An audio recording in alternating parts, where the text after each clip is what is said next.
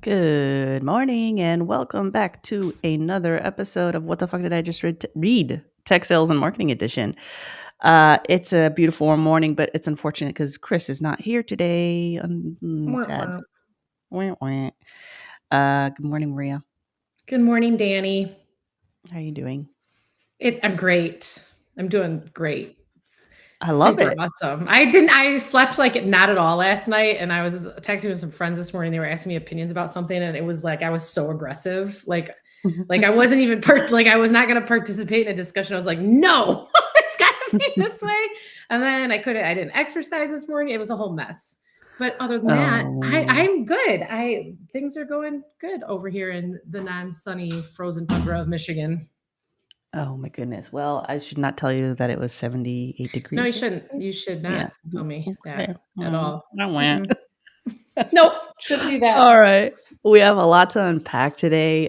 It'll be just two of us with perhaps a surprise guest if he shows up with the link that we gave him. But yes, Chris is midair, I think. I don't know based off his text if he was in the air or not still. He's sitting on a plane, but for our listeners, send some good vibes for our friend Milo. He's not doing good Yes. today, so Chris had to change travel to get home and take care of the wolf mutt today. So we're all sending positive thoughts and vibes for Milo.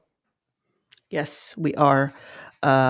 Puppies are definitely part of the show. So please send good vibes and healthy vibes to Cutie Milo. All right, we're going to be unpacking some examples today that I thought we could go through to break down in the what the fuck realm. And then I'd like for us to talk about a, an issue that is close to me and probably close to a lot of people in marketing and sales, anxiety. And I probably have that because of 51 episodes of What the Fuck Moments. But I really would love to talk about what it is, why we go through it, what are some solutions to dealing with some of the anxiety we deal with as sales and marketing pros in security and in information technology, and talk about some cool initiatives you have with some of the crew that we're part of. I want to hear about that a little bit more. So that's what we're going to be going through. If you have housekeeping items, if you have questions, comments, or feedback, want to come on the show and talk to us about some of the what the fuck moments you have, or want to talk to us about anxiety, because yay, anxiety, please by all means let me know. Ping me, ask questions in the comments. We can bring you on the show as well. Cool. Shall we bring up the the example that we were all heated about earlier this week with Yes, your favorite girl? yes, I was Can you really find upset that? about Because this. I have no idea where that is. Oh, I have it. All right, I let's do do. it. Let me find it. So, if anybody doesn't know, I kind of have this thing where I really like Taylor Swift. I can't help it. I just think she's cool. My kids love her. I know all the words. It's a thing. And I don't know how many of you know about some of the deep fake AI stuff that happened on Twitter X last week and the beginning of this week, where some pretty awful photos were circulating. I do have it, Matt. Where some pretty awful photos were circulating, and one of my good friends had made a post about it, and just kind of was using that specific example as a way to educate a lot of people around kind of the dangerous times we're living in as it pertains to AI and the way that stuff can spread kind of like wildfire, and how increasingly difficult it is going to become for folks to kind of understand what's real versus what's not real. And there was a lot of really good, I thought, educational things to think about in the post. Let me grab my tinfoil hat. And let me here it is. Let me post it in here so you guys can see it. But it did a really good job of just kind of talking about Gen AI abuse and just the things that you need to be thinking about, not only as an individual user of social media platforms, but also for those of us with children, what we want that to look like for them, kind of like in the future. Mhm. Let me see if this is the right one. Here we go. So this is This was George's post, right? Yep, I was just gonna say George Comedy posted this with a lot of really good fact-based information. And it was actually really funny because somebody else had asked him earlier in the morning, "What time do you post to get the best traction?" And he was like, "Who knows? Mhm. Sometimes this time, sometimes that time." This particular post was posted at like 10:30 in the morning. I guess it just like blew up, which I selfishly attribute to Taylor Swift also, but I'm just kidding. But because it was super, I thought it was super well written. It had a lot of really good links that you could validate what he was saying. It made me go out and research some things and read, and really made me think about, God, I do post pictures that I probably shouldn't do, now just based on this. Maybe I keep my kids off this stuff or whatever the case may be. Um, and the the responses that were happening on this particular post, well, they triggered me real bad because there was a lot of like a certain couple individuals were doing a little bit of like name calling, not necessarily presenting opinions with facts behind them, or just a lot of like it was unnecessary and kind of childish in my opinion, but also very much like I was reading it, and some of the things that were being said were so not okay from like how you speak in today's society from an inclusion perspective. They were misogynistic. And it was a total what the fuck all day. I was triggered all day. I sent it to like 5 different people and was like, what in the actual fuck is happening with this? This is like, even if you don't feel the same way as what was being presented, there is a right way and a wrong way, I think, to kind of share your opinions in a way that you can have a civilized debate about it, and that is not what like was happening. And so it wasn't necessarily sales and marketing, it wasn't necessarily like outreach. It was, hi George, a very intelligent post by my friend George, and then just a litany of stuff that was continuing to happen all day. He stepped away because he's a grown up. I had to keep reading it and get triggered every 30 minutes. But it was very much to me like a what the fuck moment in terms of Yeah. it's not, yeah, just I'll stop. But that was my triggering WTF moment for the week so far. George, George, the author of the post and the author of the fire response back to this person, So was there any response back? Do you want to go through your response, by the way, or and was there any response back from him? Yeah, I guess I didn't understand the abstraction in the response. So I tried to be civil. I'm not here for flame wars. Um, so I was just, I mean, I think my first objection was to the generalization, like you guys are always overreacting. I legitimately didn't understand that, so I sort of pointed that out. And then I couldn't understand the argument that the hype about this harm, or that it is hype, that the harm does not exist. Mhm. I just would personally think, if you know any women in your life and you were to imagine that somebody was sharing or proffering or snickering about nude, fake nude photos of them, that that level of humiliation and harm should be fairly easy to understand. Um, and the fact that this is not hypothetical, this is in fact real. Like, we have already seen cases where um, girls in high school, both in the articles that I've read in Spain and in New Jersey, one of whom testified before Congress asking for legislation. There are only like I want to say 10 states that have laws on the books against deepfake sexual abuse imagery. So, I mean, it's real. It's here. It's happening. There are apps that are online on the open web. I will not, of course, share their URLs here. Um, that have basic sort of product-led growth sales motions, like try it for free and you get these and you can pay for them, and it will literally essentially deep nude any photo you add to it.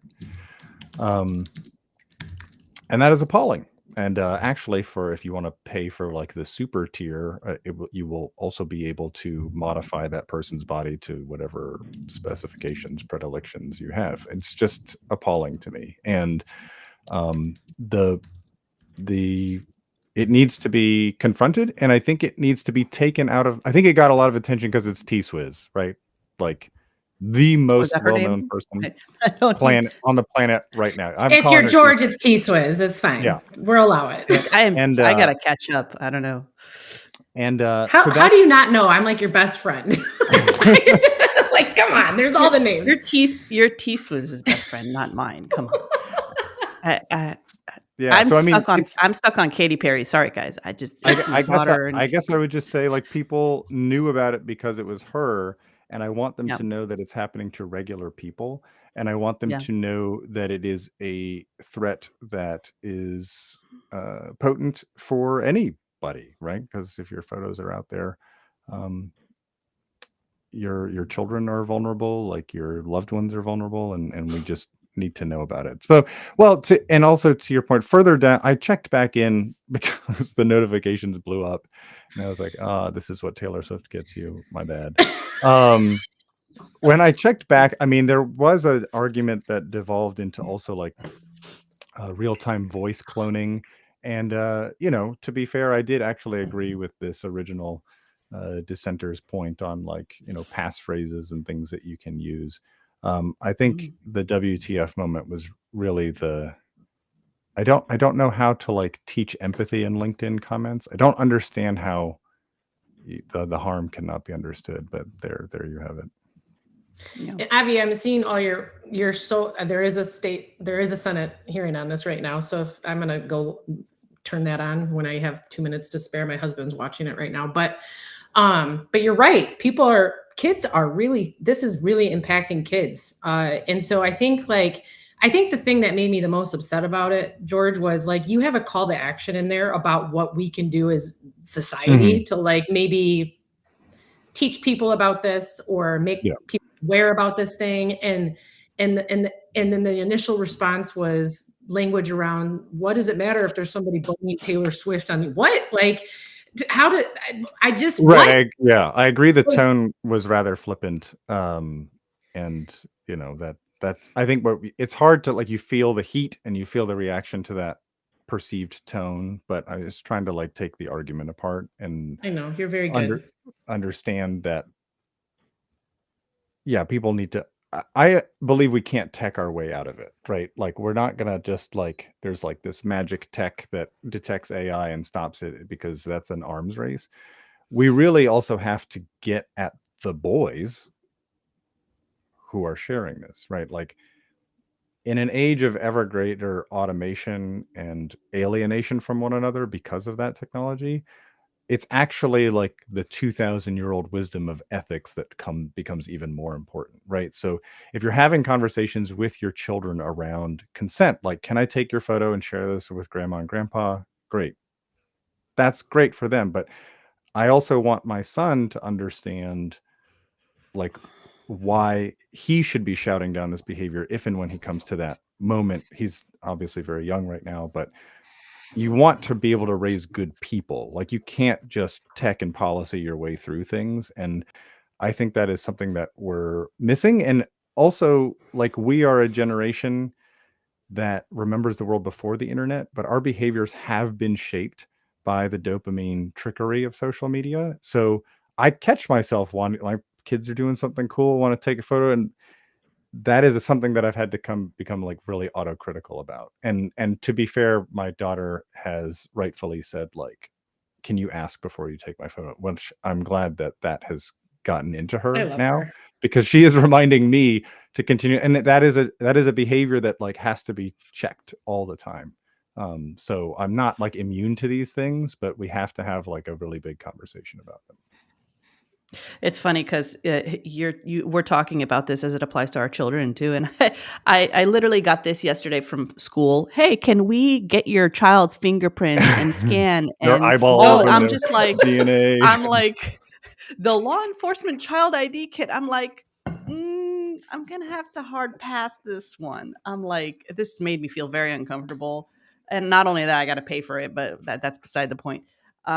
Yes, this is very important conversation. A little bit disconnected to the sales and marketing side, but Maybe, very, very pertinent. maybe, Yeah, very maybe. pertinent. But So Very it's pertinent but to it's this. I not would, though either, yeah, because sales and marketing, right? Like I'm even thinking, like George had me thinking about this yesterday, where I post pictures of like you, Danny, and me hanging out, and like don't even ask you because I don't think that way sometimes, right? But that I have to stop doing that. But sales and marketing folks, without like there's people you post company events. Did you ask every single person in the organization first? Some companies don't, like, especially Mm. in the startup world, they don't have the media consent checkbox. Like, you know what I'm saying? Or it's something that I signed in 2012. right.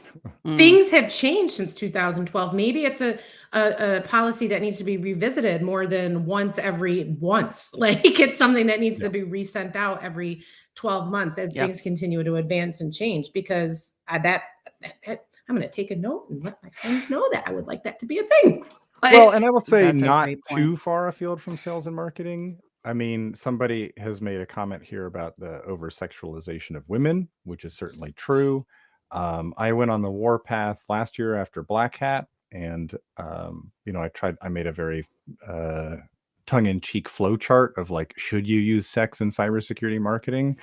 Because we saw a lot of things at Black Hat that was just like, what year are we in? Like women with super tight t-shirts on that said follow me into the darkness and stuff. Like, it's just not okay. Yeah. It is not okay. And fortunately there are a good number I of CISOs who let those vendors know, but I mean, it's I think I Loudly. worked for that yeah, vendor. yeah. I think I It used to work for that vendor, by the way. anyway, these Uh, are things that permeate culture, and we don't like exist outside yeah. of culture. So All right, we have Tracy who wants to come on. She's asked to come on probably to talk about this, but I can't see Tracy. Maybe we can hear her. Let's try this out. Tracy, how are you doing? I don't know if we can hear her. She's been having connection issues in the past as well. All right, probably not. We'll see if she comes on. All right. Before, really quick, Anything? can I just say something? So we talked about bringing guests on. So I think George, you're our first official planned guest, because we planned this ahead of time. So you're here. So thank you. So it was And ahead of time is like 32 minutes. 20 minutes. But was it 32 minutes? But it was Okay, planned. that's good. That's And good. so this is, we're not going to do, we're going to, like we said last week, we're going to switch off between CISO, marketer, seller, just the three of us. CISO, marketer, seller, the three of us is kind of the concept that we have. So feedback on how this is going would be great.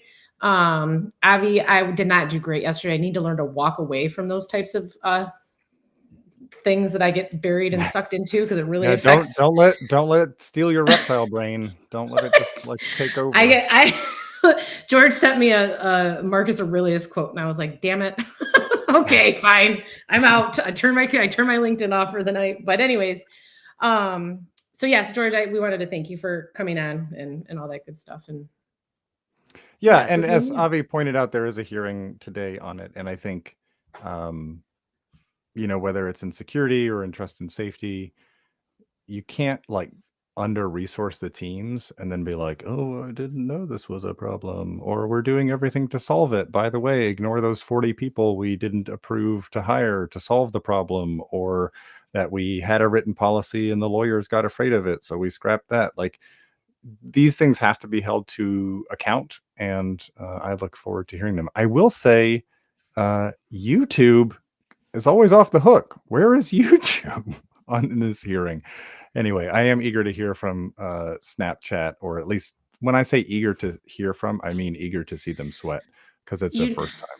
Well, you know what else is really interesting? I think it was in the New York Times or Forbes or something this morning, is there's a ton of artists that have their entire album, whatever stuff on Twitter and X, and I'll find it and link it. But whatever the group of folks, whatever group they're doing that under, has pulled away from Twitter, and none of that's going to be hosted anywhere on Twitter or X anymore, because of their inability to come to agreement around AI use and reputation stuff. That just was announced yesterday or this morning or something, which. Yeah, I mean, you would think that the revenue incentive is pretty clear, right? So X decimated its trust and safety teams, which were some of the best policy thinkers in this space, necessarily because of the real-time nature of former Twitter. And then they're surprised that it's overrun with porn and CSAM. And then there's this pledge from Elon to hire 100 people to work full time on this issue. I was like, I feel like that's just like one step forward, two steps, three steps, five steps back. Like, I just don't understand why you wouldn't invest in the resources necessary to make your platform a safe place, as safe as humanly possible. I agree. Amen. Yeah. So We have the person to talk about this, I feel like, on the show, which I love, George Committee. By the way, if you guys aren't following George Squared podcast, Bare Knuckles Brass Tacks, please go do so. We'll drop that in the comments here because it's an awesome podcast. They talk about all the good things with regards to the sales and vendor divide in security. I hope that was a good UVP, George. yeah. I'm sure you did a good job. We call it the vendor customer relationship and everything in between. Yes. The tackles. Yeah. The tackles. Yeah. We'll drop a link there. Love the show. You should check it out. George, you have another example that you shared in the chat that we share. Yeah, on absolutely. our I can't phones. I can't see that, but if you guys bring I it up can. or share it. Hmm. Yeah, it was just your sort of average cold DM about something, but I thought it stood out, and this was one where I looked at it and I decided that the best thing for my anger was just to delay my response by 24 hours. I can't share it, but I could. Do you want me to read it? Like the Sure, yeah, email? go ahead and read Okay. it.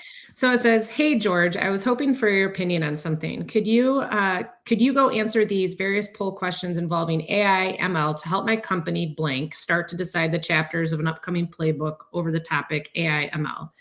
If you followed us and we're on the lookout for more poll questions to come, I'd appreciate that as well. Oh, and of course, feel free to share with anyone you might think could add value to our poll." There's a bunch of spelling errors and typos Yeah. in there as well. So I have been asked for 3 things. You have asked me to answer a poll question to help you with your marketing content. You have asked me to follow you to tune into more poll questions, which I don't think anyone ever looks forward to. And then you have asked me to share with other people. And I think if anyone was listening very closely in the audience, the parent in me wants to say, there is no please. There was no manners. At that, like, bare minimum. Just no please. So you have asked me to do things. So I know I texted you in anger initially. I was like, what are we doing here? We're just like telling people to validate our product marketing now. We're not even asking. And then there's, I mean, the concept of reciprocity, like give to get, is what every vendor should take away from this show. If you want to get something from your prospect, you better be willing to give something. And I'm not saying like you need to ply me with a gift card, but like we're super busy. And if these Senate hearings prove anything, somebody's time and attention are the most valuable resources. I will never get this time back.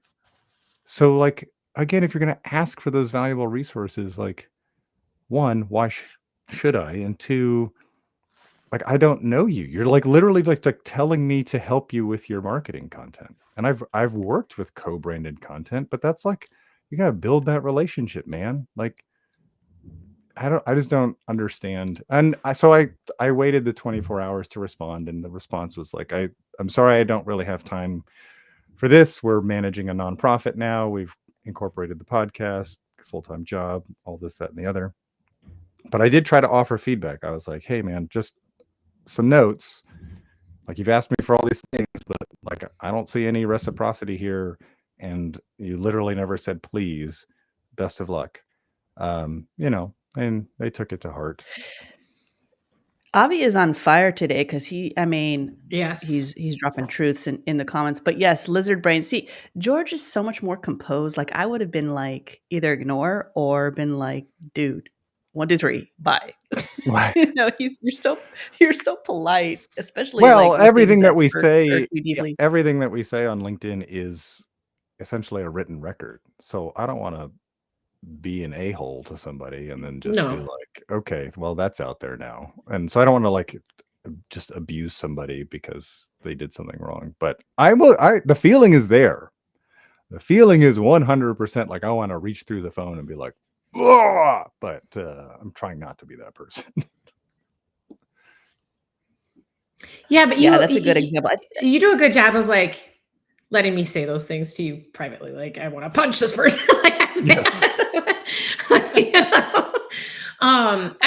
Our text messages are on fire with deep feelings. Let's just say that much. I have a question though. Like, so I just looked up, I didn't look up the name of that company before. I just was looking at like what was sent and kind of how you responded. Are you even like a prospect for them? Like, or No, are they I just don't. looking at you? I don't feel like you I don't are know. No, I get stuff all the time. I think people are because of your scraping like AI ML stuff. yeah, people scrape the title. I get all sorts of stuff for being a founder, and I'm like, it's a nonprofit, dude. Like, you're not buying it. I'm not buying anything. Or like But you can mistakenly give me had money if you'd like. yeah, I mistakenly had founder on the podcast before I corrected that because it was just all like, hey, we can get leads for bare knuckles and brass tacks, and my response is like, it's a podcast, y'all. Like, I don't need leads, man. Like, just Yeah. read. The moment you change, into a CEO or a founder of anything, the floodgates open. And Yeah, that's the frustration. It's like context, research. We yeah, we we spew this yeah. every single week. Just it's a matter of clicking in and doing like a little bit of a scroll and understanding more or less what the person does and if it's relevant. I don't think it takes that long. But it's that spray and pray that we're talking about. That's an issue. Yeah. Well, I have this working theory hypothesis. I don't know. I'm working on this concept that the irony of cybersecurity marketing is that we suffer from high rates of data loss.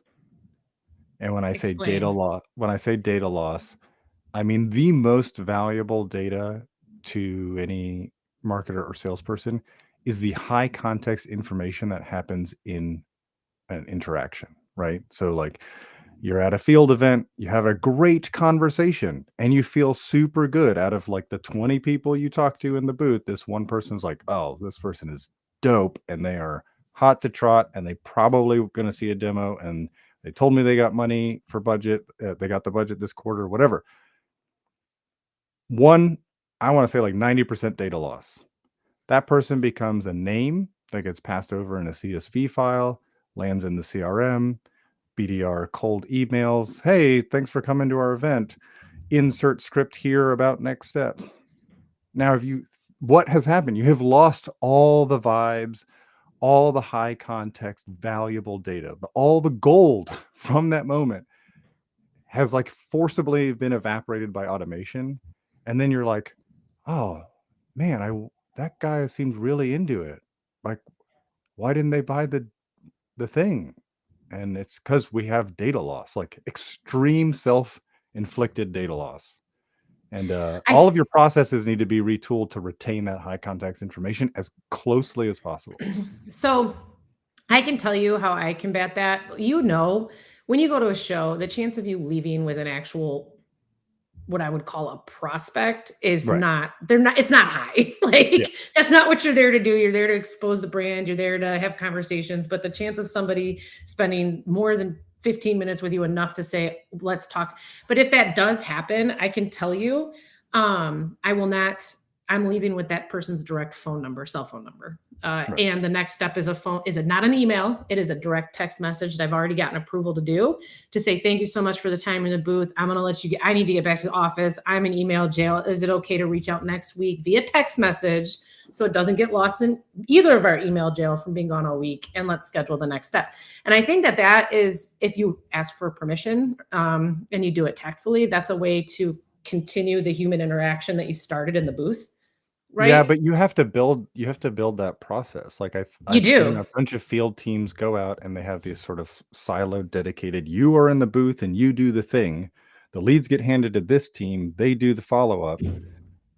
Unless you have written novel-like notes in the lead scanning Which app, you which can't. no, you can't, and very few people do, all of that gets lost, and then you end up with this depersonalized, dehumanized, and it is deleterious because that person probably also felt the good vibes, and then they just get like spammed with kind of like copy paste. Yeah. My co-host George had this. He was on a panel at an event, and this person reached out after the event. I guess it was the event organizer, with the most bland copy pasta outreach, and they were Copy like, pasta. and then he was like, yo, I already talked to your CEO. I'm going to do something with you. Like, so like all that context, right? You actually already, why are you reaching out to the person who has a direct line to the CEO? Like that level of alienation is highly problematic.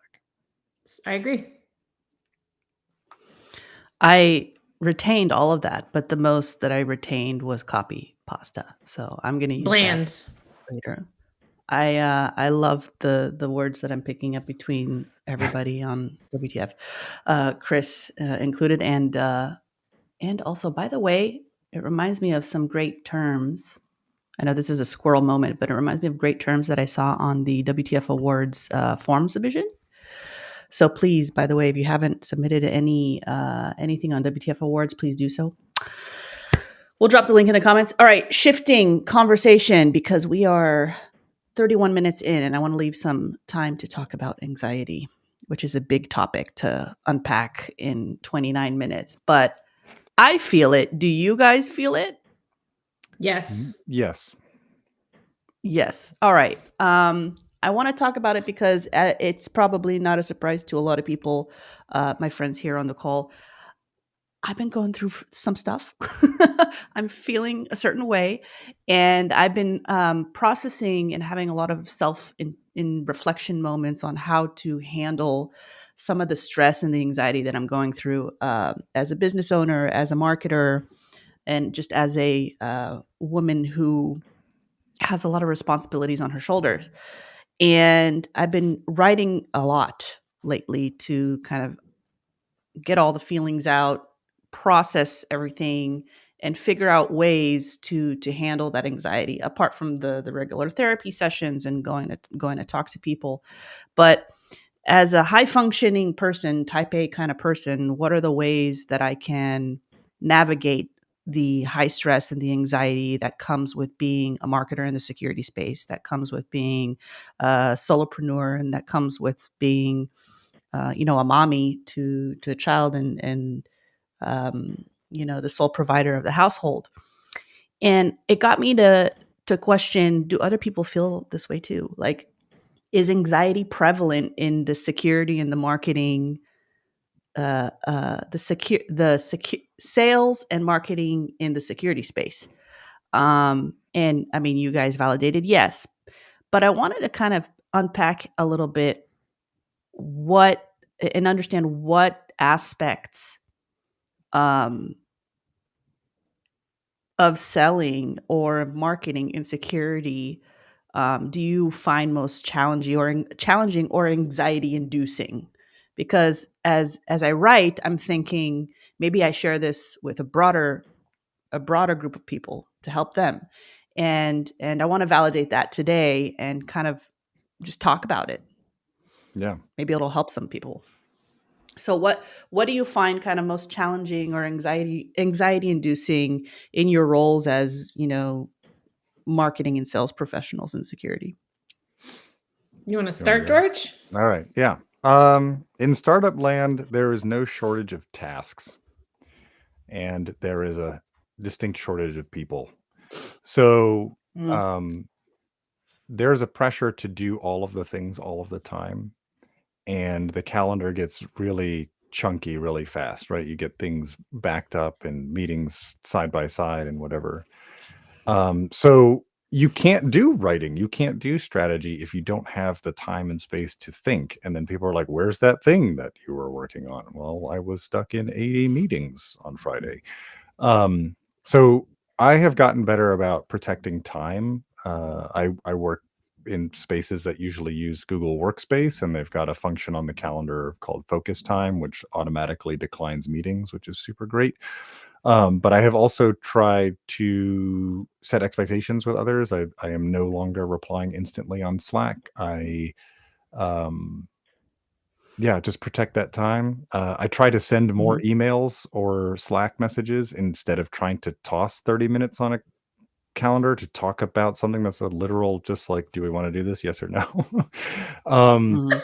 and sometimes that's successful, but I think what I've really tried to do is I realize that there's no way that a human mind can handle that much input.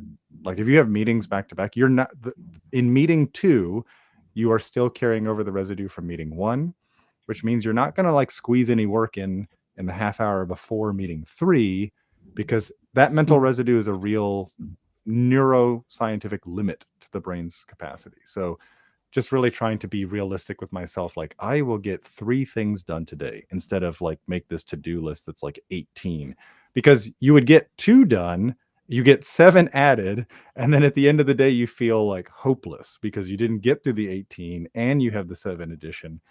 It took some burnout to learn that, to learn like, look, Mhm. I just can't operate that fast. I'm not a machine. And if you want the best out of me, I'm going to try to give it to you, but I need these things to be able to do that. Mhm.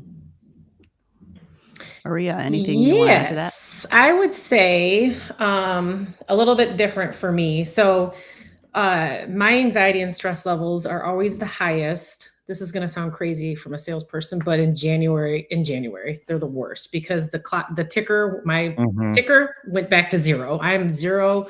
I was a hero and now I'm at zero again. So you're looking at, what do I got to do? How do I get? And I'm going to be like this to an extent until I hit my quota for the year, which is why I'm always on a mission to do that by summertime so that I can just still work really hard, but not feel this pending like stress Mhm. level of I got to get there, I got to get there, I got to get there. Um, there's not much I can do for that except for recognize that I'm feeling that way. Because it's not going to go away. It's what drives me, kind of, if that makes sense, to be as productive as I am in the sales capacity that I'm in. But that feeling doesn't go away until that quota number is achieved for the year, not the month, for the year for me. So I have had to kind of figure out, okay, I'm feeling this way. I'm looking and my heartbeat will go up, or I have a hard time sleeping, or I get sweaty hands, or I start feeling these physical things of being stressed out over, okay, I'm only here. It's January 31st. And okay, like I'm at 200,000. That's great. 200,000 in January. That's lovely. I'm on track. It's not a big deal. But to me, I'm still looking at the total number going, holy crap, that's a big number. How am I going to get there? So recognizing the feelings and being like, mindful, which I haven't always been really good at until recently, of the way that I'm reacting, and being okay with that, and accepting it for kind of like what it is, and just being cognizant, like, hey, you're feeling this Yeah. way, being okay with the fact that you're feeling that way, and then figuring out what you need to do, because while it's okay to be feeling that way, the physical manifestations of it are not okay sometimes, right? Like this, Yeah, that's not great. recognition is key, right? Because Yes. sometimes anxiety is blinding and you're Yes. just like thrashing and sweaty or like whatever, and you Yes. don't know why, and it's just sort of like this doom spiral. But if you're like, Yes. "Oh, I get like this when I feel overwhelmed about, either this topic or this topic," it gives you at least enough to play with. Like, okay. Yes. But then also understanding what are some things I can do. So recognizing is key. There's things that you can do to do that, whether it's going for a walk or meditating Mhm. or whatever. There's ways or just sitting back and going, huh, interesting. This is happening to me. But then from there, figuring out, what do I need to do to combat how I'm feeling right now? Or what's going to alleviate some of this physical pressure I'm feeling? For me, And George, I send you pictures of that freaking ab roller all the time. It's like, go Mm. do a 10-minute like exercise real quick and just get your blood pumping, or go for Yep. a walk, or I'm frustrated, I'm going to try a jog this morning, or go meditate, go take 10 minutes to just focus on your breath and calm down that way.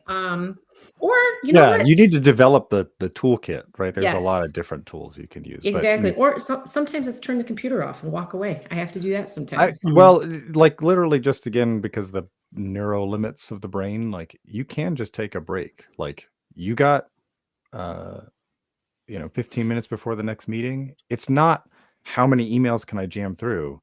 It's like go walk upstairs, go stand on the back deck, just like create some space away from the screen so it's just like not constant input all the time. Yes. And I think too, so all of us pretty much spend at least 40 hours a week at work. I spend far more than 40 hours a week working, because this is the world we live in. It's not 8 to 5 anymore. So to me, if I can't figure out how to cope with the work stuff, because that's where I spend a majority of my time, fuck if I'm going to be able to deal with family stress or like anything else. Like I have to make sure that I've got a way to deal with this, and that this is not the all-consuming important part of my life. Because guess what, y'all? It isn't at all. This is the least important thing to me.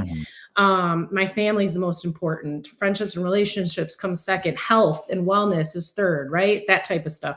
And I really kind of feel like if you can't figure out how to deal with this, then when you have to deal with stuff in those other areas, or like Chris calls them your pillars, you crumble. Yeah, that's like you have all that white noise, and then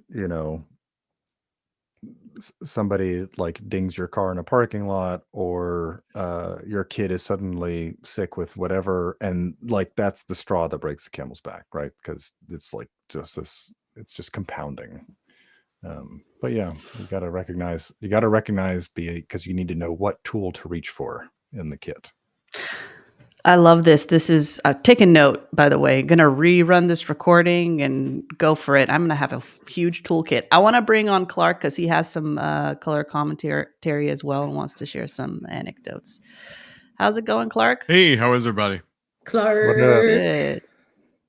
Yeah, so I see a lot of this, on my podcast as well, and I mean we're all like here in the same space, but like anxiety is one of those things that like marketers you don't realize how much of a problem that actually is. I love what everybody said here about get up, walk away.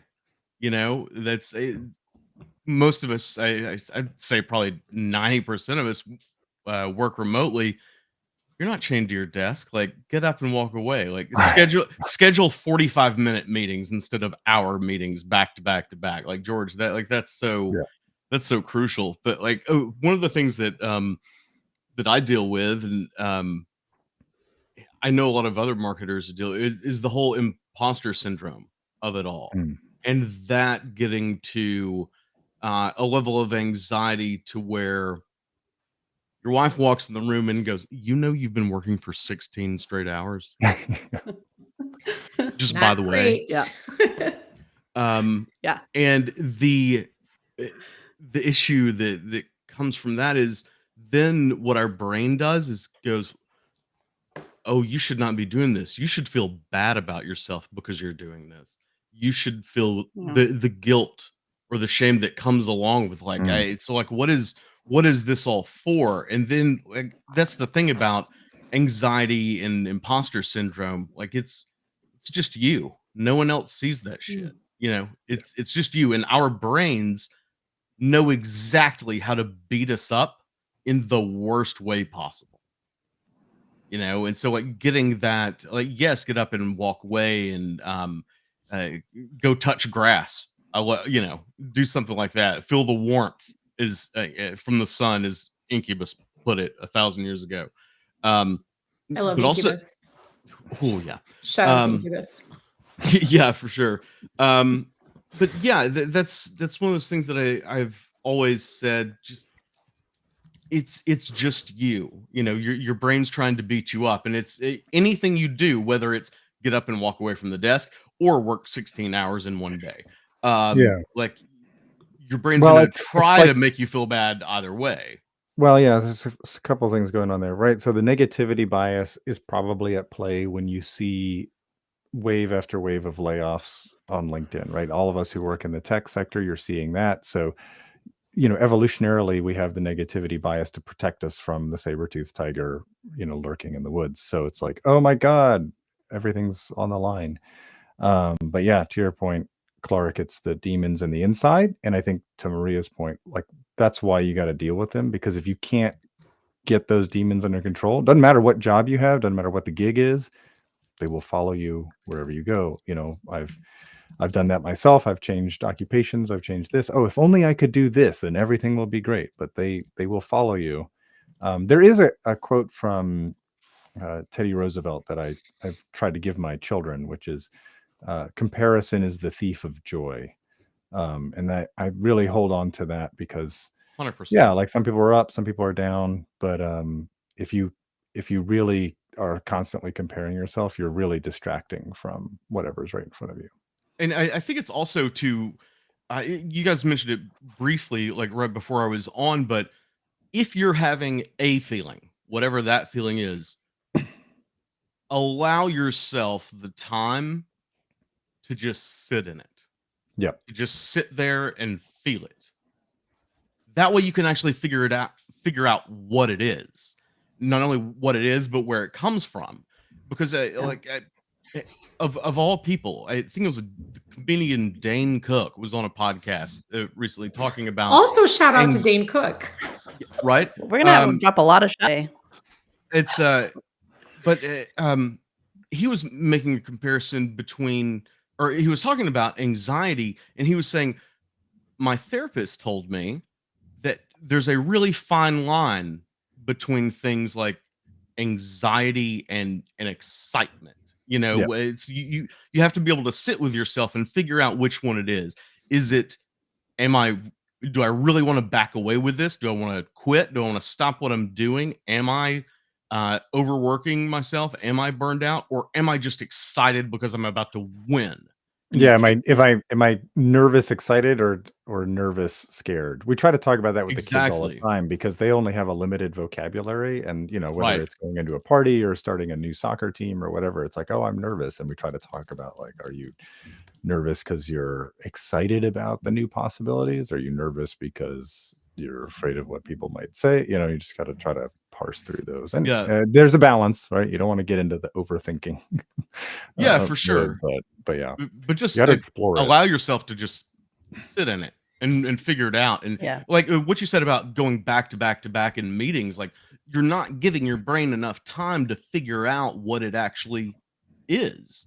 And then you're acting on whatever could be really misguided, that you just, it's also whatever you feel in the moment, that's what you treat as reality. When if you just sit and take a moment and breathe and okay, maybe we should go this direction. I think it's particularly endemic to startups where it's a lot of performative busyness. Like, oh well, I gotta have this meeting because performative. Oh, I love that. And then it's like that's the proxy for productivity versus like, no, I need to not have meetings because you need me to build this thing and I have to have the time to do it. And if we are quote unquote knowledge workers, you can't do the knowledge work. You just end up doing the busy work. And then everyone wonders what, but yeah, your instincts there. And as Avi also said over here in the comments about whether givers, takers, or matchers, I've definitely been guilty of working long stretches because I wanted to be involved. I wanted to give. And it took me many years to learn how to, like, that wasn't going to scale. Like I was eventually going to have to ask for help. We're doing this nonprofit thing, and I was working on most of the marketing for it in the off hours or on the weekends. And then it was like, yeah, we just got to get like some agreement signed and I got all this other stuff. I need to ask social media marketers in my network, do you have some hours? Do you want to help? Because I could really use it because I can't do all of these things, which was, a good reminder as to why we're doing it in the first place. A very valuable lesson that I had to teach myself recently is that no is a complete sentence. Yes. Yep. And when I first started getting asked to be on a bunch of podcasts and whatnot, I was like, yeah, I'll do it.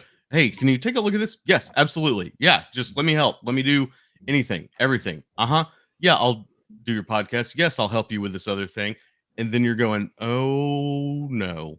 And Yes. like one little thing just starts to snowball. You double book a meeting Mhm. and you go, wait, I don't do that ever. Like I don't let that happen. What slipped? And then your brain just starts to beat you up because you're slipping, and it just snowballs from there. And like being able to just take a step back and go, I'm not available. Like if I'm burning myself out trying to help other people, like I can't put my mask on first before putting your mask on. Right. Yeah. A lot of times I'll get asked, just because of the longevity I've had in the organization I work for, to get involved in stuff that has nothing to do with me is not really going to help me. But I know where the bones are buried, and I know who the people are that can fix it. And lately I've just kind of been like, no, you know what? I don't need to be on this meeting. You guys, this is not a sales or marketing thing that needs to be fixed. It's on your side. You guys got to go do that. I don't have time for this. I have a pipeline to build, and that's my job. And I have had the worst time for my whole career at where I work, always saying yes and always being a part of the solution, even if it wasn't necessarily something that was my problem. And the reason I would do that is because it really was my problem, sort of, because it had to do with service issues and service delivery. And then that becomes my problem because it's my customer's problem, and so on and so forth. But there has to be a stopping point with some of that behavior, because you're self-sabotaging your ability to do your actual job. And I've had two really good mentors here that just always would say, get out of the meeting. That is not a you like, get out of the meeting. You need to protect your calendar, block your calendar. But I'd be like, but I can't, I really want to help. And it wasn't maybe until the last 2 years that I just really say, no, like, I mean, I'll be on the meeting and you can try and tell me I have to be a part of the solution. I'm here to listen and tell you if the solution's stupid or not. I'm not the solution. Right. And I think there is power to that, Clark. I liked your statement of no is a full sentence, right? Like, nope. Yeah. And we But have some even- standing meetings where I'll be like, Right. hey, I'm really on a roll today and I'm trying to get these things out the door. Do you need me? And then they're like, nah. Great. Another thing, And it's still on the calendar, but I don't need to join that one today because I'm in the zone. I want to stay there. right? Yeah. Another thing to consider that someone pointed out to me, a question to ask yourself if you find yourself being in situations where you're just over helping, just spreading yourself way too thin, is whether you want to ask yourself this or not. Everyone needs to. Do I really want to help, or do I want to be known as the person that will help with anything? Mm. Who am I really serving here? Yeah. Yeah, And 'cause the other ones if are you crap. can, because if you can develop that level of self-awareness and ask yourself, like, sit again in those feelings and ask yourself hard questions like that, you'll go, oh, whew, nope, I got better shit to do. This Mhm. wasn't for them, it was for me the whole time. That's selfish. And also, like, again, coming back to what we said at the beginning, time and attention are very valuable. So Yes. it's like, on your tombstone, do you want it to read, made every meeting? No, Probably I don't. not. Right. I don't want it Like, to say There's a wake-up call. I mean, there is nothing like the finitude and mortality leveler to really hold a yardstick up to, like, is this really important? It's not. Yeah, I mean, I don't want to when we're apply energy gone, in this direction. when we're all gone, are our kids gonna go, you know what?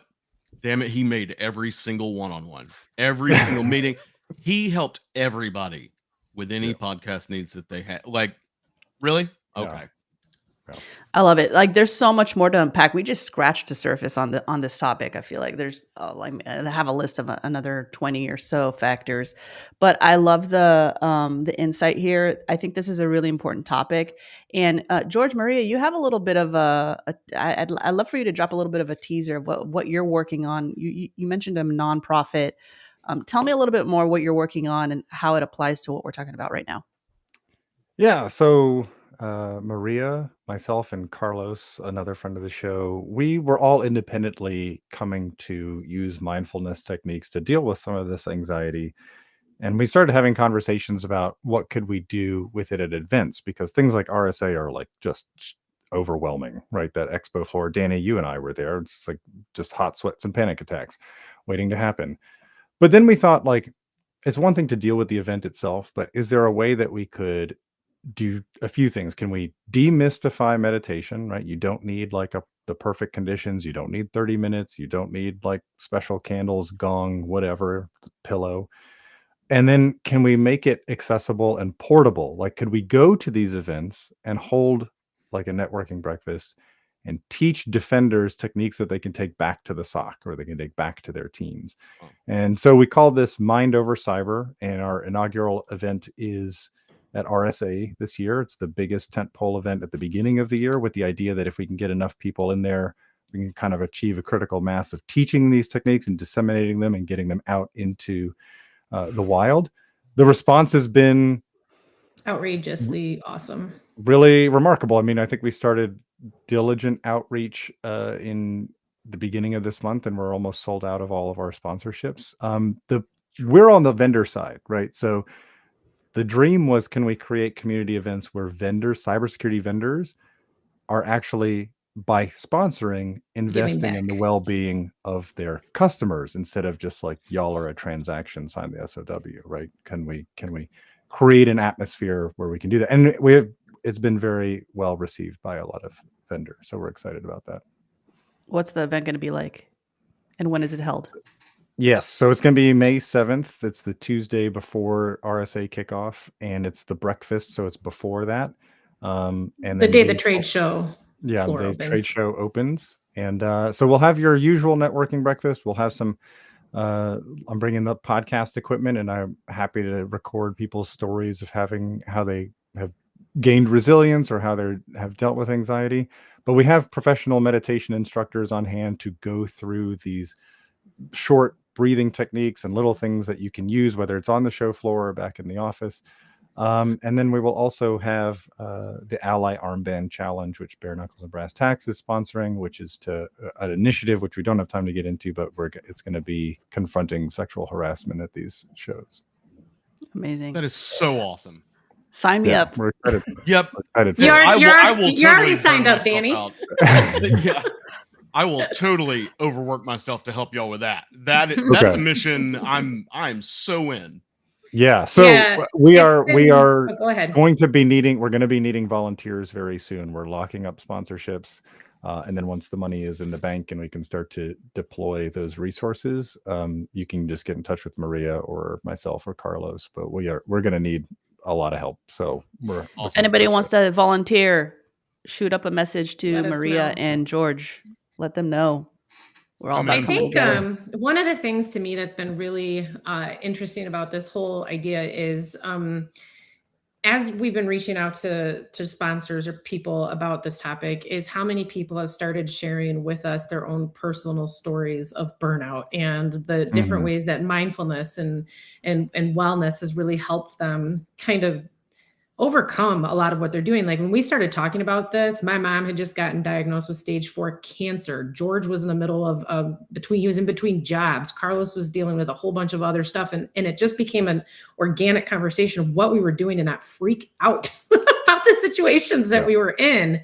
And it kind of spiraled from there. And it's really just, I think it's a very topical discussion, even just the amount of chatter we had on the chat today about it. So I think it resonates with people, and we're excited to be able to do it together. And it's really been fun to kind of build this thing with some friends for sure. Yeah. And I would say any CISOs listening, if you have favorite vendor partners and you think it's something that they could or should get behind, please send them our way. I love it. I'm totally behind it. Best of luck with that. Congratulations on kicking that off. I was really excited to see that. And I'm rooting for you all. I'm excited to see how it's going to unfold in May. So bravo. Yeah. Thank you. Yeah. Congrats. That's so awesome. All right. Any last thoughts before we sign off today? Everyone take a step back, take 10 minutes and go outside right now. As soon as we're done. Yeah. Touch the grass. Hug a tree. Or in Maria's case, the snow. It's like, get out of here with your grass. I think just breathe, guys. Just breathe. It's all good. Yeah. Go traverse the tundra up there. That's what I said. All right, everybody. Thank you all for joining. George, thanks for coming in as our Yeah, honorary guest absolutely. today. Maria, appreciate you as always. Clark, keep on doing what you're doing. Thank you, everybody who have joined us today. And we're thinking about Milo and Chris as they navigate the challenges there. We're going to be back on next week, hopefully with all of the results from the WTF awards. This has been another episode of What the Fuck Did I Just Read? Tech Sales Edition. We are out.